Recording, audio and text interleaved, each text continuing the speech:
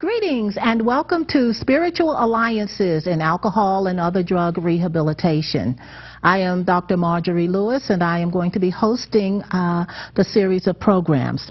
I'd like to start by sharing a summary of the various models or theories of addiction. And then we're going to go back and visit the spiritual model, which is the one that's going to be featured in the series. When we talk about addiction or compulsion, either one, we're talking about out-of-control behavior.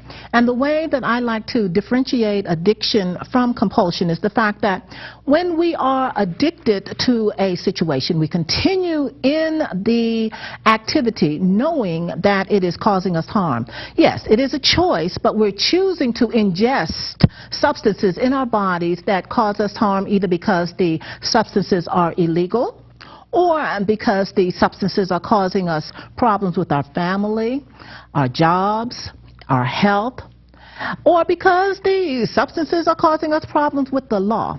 So when we talk about addiction, we're talking about the ingestion of substances, making choices that are not conducive to our positive utility, to our well-being. When we talk about compulsive behavior, that's just what it is. It's behavior. And when indulging in choices that manifest behaviors that go against our best interest. For example, one might be addicted to alcohol. One might continue to ingest alcohol even though it's causing, say, liver problems, might be causing them problems because every time they drink they get in a fight, they get behind the wheel, something happens and they have problems with the law. Perhaps they work for, say, the Department of Transportation that may have a zero-tolerance policy for drinking, but yet they continue to indulge in the alcohol consumption to the extent that it puts in jeopardy their very jobs. That could be the same situation with what they call illicit or illegal drugs, where we are indulging in the ingestion of drugs and probably more often than not get in trouble with the law. Why? Because the drugs are illegal. Now that's addiction. We can also be addicted to things like comfort foods. Now, when I talk in terms of food addiction, I'm not talking about an eating disorder. That is another type of compulsive behavior, but we're talking about addiction to comfort foods. You know, those foods that we turn to when we're upset. Those foods that we turn to when we want to have fun. Things like what? Potato chips, cookie, candy, ice cream, pie, soda, you know, bread, certain breads. You know, they just make us feel really, really good when we are, you know, in consuming it. But in relation to nutritional value, usually very, very little. And oftentimes, as we sort of progress in our age or not, we begin to manifest certain symptoms that cause us problems, but yet we keep consuming the comfort foods. Well, that is also an example of an addiction. Now, a compulsion would be where you and I indulge in behavior by choice, that moves us into situations that get us in trouble. You have things like compulsive consumption. Usually we'll find our compulsive consumers at the mall or at the outlet stores or at the secondhand stores, consignment shops. Anywhere that there is an opportunity to acquire things, you're going to find compulsive consumers. What happens whenever they or we get upset? What do? We run to the mall. You also have things like compulsion in relation to gambling. We have compulsion in relation to working. We have compulsion in relation to perhaps using the watching of television to take us into another world. All of these, whether they're addiction or compulsion, all of these choices that we make move us into a mind-altered, mood-altered state. And this mind-altered, mood-altered state is our attempt to manage anxiety as best we can. I would venture to say that because of the diminishing returns to scale relative to these choices, we are making very poor choices relative to responding to anxiety. Instead of thinking it through, instead of growing from the experience, we usually dwarf our capacity to respond appropriately to situations that invoke anxiety. In the last series, you might recall sharing the fact that anxiety can be our friend when we don't ignore it. Anxiety can be our friend when we don't try to mask it with alcohol. Or anxiety can be our friend when we don't try to avoid it by going shopping. Anxiety didn't come to send us to the mall. Anxiety did not come to send us to the bar. But when we make inappropriate responses to things that make us or cause us, or to things that we decide to respond with anxiety, when we make choices that are not conducive to our outgrowing the situation that we're in, our sort of resolving the situation, then we're going to position ourselves to fall prey to addiction or compulsion. Two examples of out-of-control behavior. Yes, it is a function of choice, but what happens is we make choices that we know are hurting us, and we can't seem to understand why or how. What I want to do is sort of explain how we move into the land of addiction or compulsion, and then I want to share with you definitions or theories about the dysfunctionality of addiction. There are about 8 of them. Then we're going to begin to emphasize the spiritual component. Now, here's what happens, and I'm going to use myself as an example. So this is a true story, and it is dedicated to my wonderful grandmother, Anna Munn Dunham, who lived in Waterbury, Connecticut, and she was my maternal grandmother. We used to visit her every summer. As I recall, about 2 days after school would close, my mother would get us, my brother and I, Terry, on a train, and we would go up to Waterbury, Connecticut. Actually, it would be New Haven. That's where the train would stop. And then we would take the bus, or someone would pick us up and take us to Waterbury, which is considered a suburb of New Haven. And we would stay there. We would actually stay with my grandmother until something like 2 days before it was time for school to start. Then my mom or my dad would come pick us up and bring us back to the D.C. metropolitan area. Now, I'm using that because my grandmother is someone that I know loved me very much. And my grandmother is someone I know who would never have positioned me to indulge in addictive behavior. But yet, I must say this, in relation to my grandmother, she sort of reinforces the reality that what? We do not become addicted, nor do we become compulsive on our own. There is always someone who helps us in that arena. In this case, my grandmother's name, Anna Munn Dunham, we called her Nunny. As you know, a fond name that we call grandmothers is Nana. Well, couldn't get it out right, so it was Nunny, and then it was Nunny from then on. Nunny in Waterbury was a very, very powerful woman in the community, and she did wonderfully well with her grandchildren, and we would always come there and converge on her space for the whole summer. Imagine 6 grandkids from ages 9 down sharing time with a grandmother. She had wonderful ways of managing behavior. And Nunny would use a technique that would allow us to get over hurts very quickly, emotional hurts, even physical hurts, as long as they weren't major. And what she would do would be to offer us a fix-it pill. Many of you all probably have identified with or know about this technique. Whenever someone's feeling bad, you tell them to close their eyes and open their mouths, and then you pop in a fix-it pill. Well, the fix-it pill would be something like an M&M, Red Hot, Lemon Drop, something that would taste good, and it would be a surprise because you never knew exactly what you were going to get relative to the fix-it pill. So I, through my experiences with Nunny, came to expect fix-it pills when I was feeling badly. And as we grew, the fix-it pills became more numerous. Began to take fix-it pills because what? Problems got bigger and more numerous. I really took a lot of fix-it pills when my Nana died, and there was no one else to give me fix-it pills, which meant what? Wasn't regulated anymore. As I grew older and older, my fix-it pills became M&Ms. I really liked M&Ms. Where did I get the taste for M&Ms? Well, I got the taste from M&Ms when my Nani, would what? Pop one in my mouth. I associated M&Ms with wonderful memories. I associated M&Ms with someone who loved me without condition. I associated M&Ms with feeling better when something would hurt, either my feelings or even minor physical opportunities. And so I would associate the M&Ms with that, and so I began to what? Consume M&Ms. As I grew, as problems got bigger, as problems became more numerous, my consumption of the fix-it pills increased. And you know how this story goes. We moved from one fix-it pill a day to maybe a bag a day, to the jumbo size, to going to Costco and getting the super jumbo size and eating them in a matter of 2 or 3 days. A lot of you all can relate to that. Maybe they're not M&Ms. Maybe they're Red Hots. Maybe they're Lemon Drops. You know what? Maybe they're potato chips. Maybe it's apple pie. Maybe it's cake. But whatever it is in relation to, say, addictive eating, it's something that we associate with what? Feeling better. It's something that we associate with what? Feeling accepted, feeling loved. It's something we associate with managing our anxiety.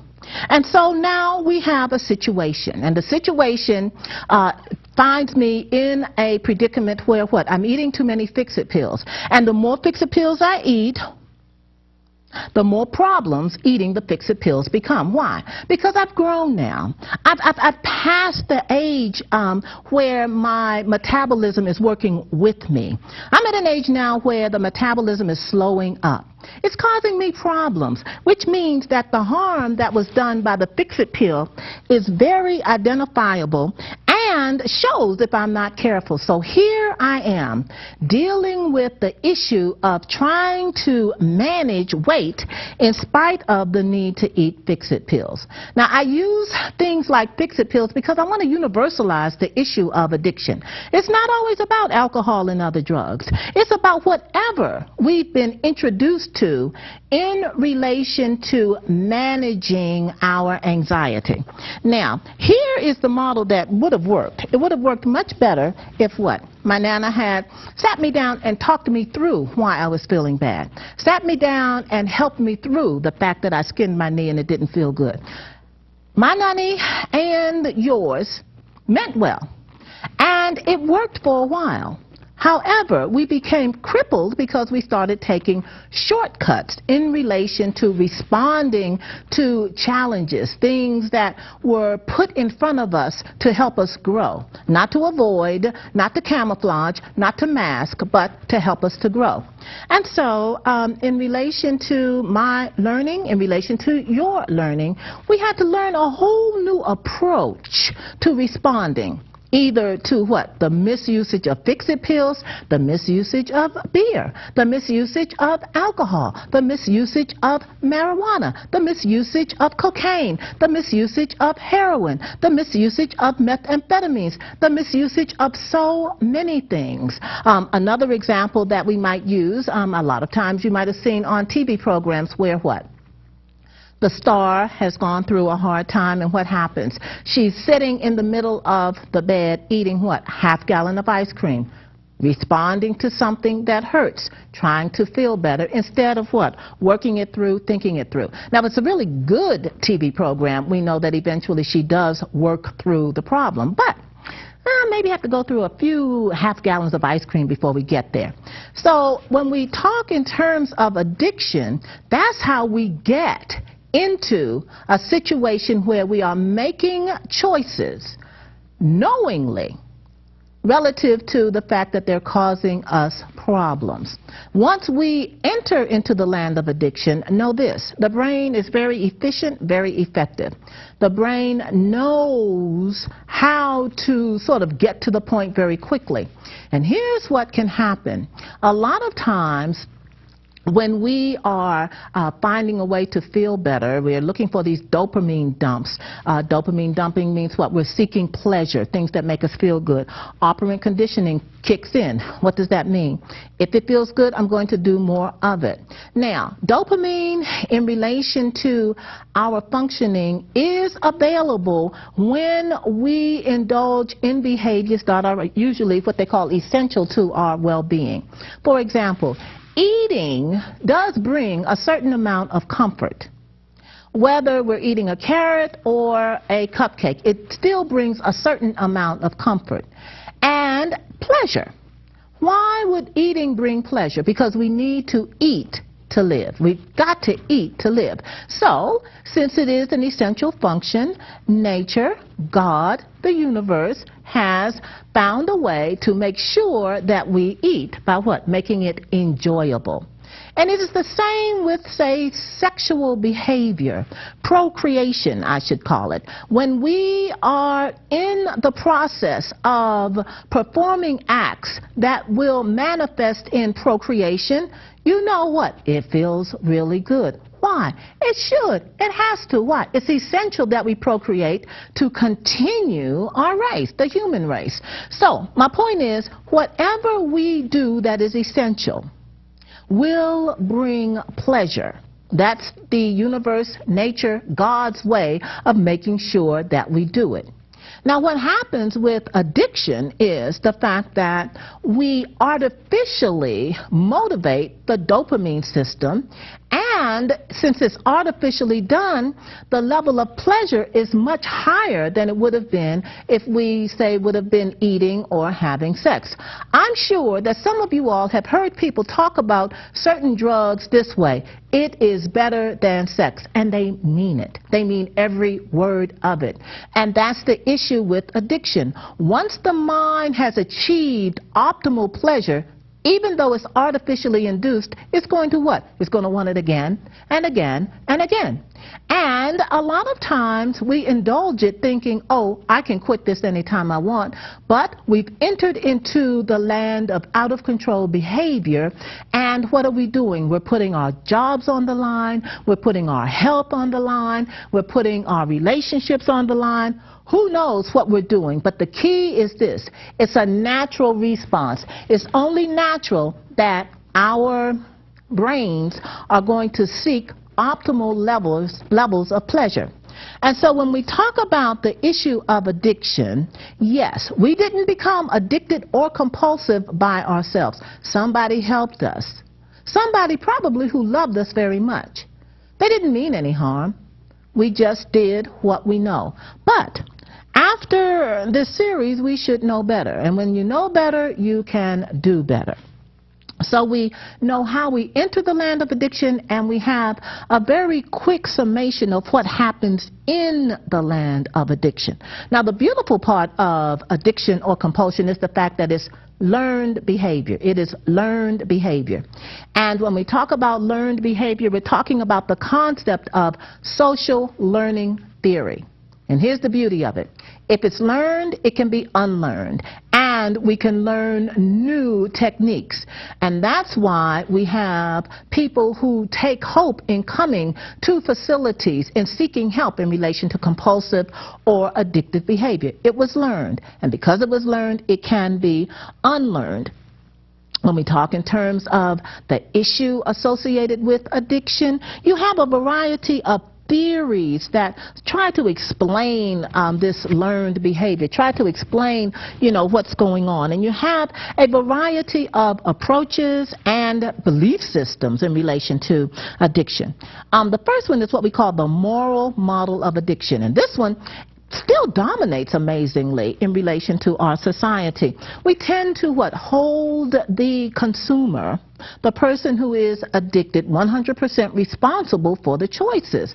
Well, that has a place in relation to intervention. However, please know this: addiction is out of control behavior, and without an external intervention, the person who is making the maladaptive choice is fighting a losing battle. And so with the moral model, the person is seen as making the choice, an inappropriate choice, a choice that's hurting him, her, the family, friends, and so they're usually ostracized. Interestingly, our legal system still seems to generate that moral model mentality, as do a lot of our religious institutions. Now, as I said, there is a place for responsibility, but we must temper the identification of the victim's responsibility with the fact that the behavior is out of control. The next model that we have is called the temperance model. And the temperance model of addiction identifies the fact that let's use alcohol for the example. There is no safe level of alcoholic ingestion. It basically says what? There is no such thing as responsible drinking. There's no such thing as social drinking. And we're holding the producer of the alcohol responsible for the situation, because with the temperance model, it is assumed what? Nobody can handle alcohol. There's no safe level of ingestion. And so during the 20s, we had the temperance movement. And if you notice, that temperance movement was led by usually women. Did you ever wonder why women led the temperance movement? Well, it does help if we look at the hint of the high correlation between domestic violence and alcohol and other drug consumption. I'm sure that some of us in the viewing audience have heard someone say, sadly, he or she is okay and safe until they have been drinking. Because one thing that alcohol does is it diminishes our inhibitions. And so within the context of the temperance model, yes, women led the temperance model. And as we reflect on it, we hold who? The producers responsible. So what did we do? We tried to control the production of alcohol. Now, I don't know if you'll ever have a chance to look at this video, but there's a wonderful video entitled Rum Runners, Bootleggers, and Moonshiners. And it allows us to see how powerful alcohol was in relation to the 20s, 30s, and even now. It's amazing how, in relation to the whole temperance movement, it was repealed because of the high level of gang-related destruction that occurred. Everybody was fighting for the right to produce alcohol and sell it underground, because the demand for alcohol was very similar to the demand for an essential good. When we talk about the demand for an essential good, we're talking about a good that no matter how much it costs, I've got to have it. And that's how alcohol was seen. And so gang-related behavior was at an optimal level during the temperance movement, and that's what motivated the repeal of the temperance movement. The repeal of the temperance movement is followed by the spiritual model of addiction, where in 1935 AA is introduced, and it is seen as a best practice in relation to what they call this match study. It is identified as a very effective way to what? Transform addictive behavior. It assumes that the problem lies in the deficit of spirituality relative to the person who is addicted. We have the medical model. The medical model identifies addiction as a chronic disease similar to diabetes or hypertension, maintaining that you might have it for the rest of your life, but if you manage it, it would be as if you never had it. We also have the psychological model, where we move into what we call the dually diagnosed client, where the client may be self-medicating in relation to some emotional dysfunction. Anxiety, right. We also have what we call the sociological model, and the sociological model identifies the reality that some of us come from certain cultures that are more prone to indulge in alcohol, other drug consumption, or perhaps the eating of comfort foods more than others. We have the biological model, and this is where we identify the impact of alcohol on brain activity. And finally, we got SMART, and we defined the concept of addiction from a biological, psychological, sociological, and spiritual perspective, because quite honestly, they're all interrelated, and they all play very significant roles in understanding what is going on. Now, when we talk about the spiritual model, please know this. We're dealing with the reality that alcohol and other drugs are often used to address our need to relax, our need to have peace, our need to deal with anxiety. So when we begin to look at the spiritual model, we need to understand some terms. And one of the terms is the fact that spirituality can be correlated with a state of peace, a state of peacefulness. And as you may recall from another series on anxiety, peace and anxiety are opposites. They are antithetically related. And so, if I am at peace, I'm not anxious. If I'm anxious, I'm not at peace. And then we can have varying degrees with those two states of being at either end of the continuum. We also talk in terms of the concept of transcendence. When we talk about transcendence, we're talking in terms of us being in an optimal state. Someone who is truly transcendent is not worried. They're not worried about even death, which means what? If I'm in a transcendent state, I'm so detached from the reality of everything in my life, or perhaps I am in a state of reality such that I don't need to drink, I don't need to drug, I don't need to eat comfort foods. Why? Because nothing upsets me to the point where I need to. So transcendence, self-actualization, who might be some people who were transcendent? Well, some people say perhaps Martin Luther King, you know, when he said, I've been to the mountaintop, I may not get there with you. Nice example. Gandhi, yes, he was an example too. The Dalai Lama today, an example. Perhaps Jesus, a good example. What? People who were so detached from, say, themselves that they really didn't have an issue with life to the extent that they needed to drink or drug or eat comfort foods. The concept of detachment, what does it mean? How does it work? We're going to talk about that, and we're going to look at how we can evolve in relation to a peaceful state of being through just detaching. When we deal with the concept of peace, we're going to see it as what? A lifelong journey. It's a lifelong quest, and it's going to be a lot of fun to sort of explore and look at ways to do that. I'm looking forward to, you know, just sharing in detail about the concept of spirituality, about the capacity that we all have to substitute ineffective approaches in relation to achieving spirituality, such that we will live lives of such peace that when an anxious thought comes, it's such a surprise. Instead of us having to plan to be peaceful, we will be surprised when we're anxious. So on that note, I'm going to look forward to sharing with you much more about spirituality and about the issue of addiction and how we can use spirituality to overcome it. On that note, I will say goodbye, and I look forward to talking with you again.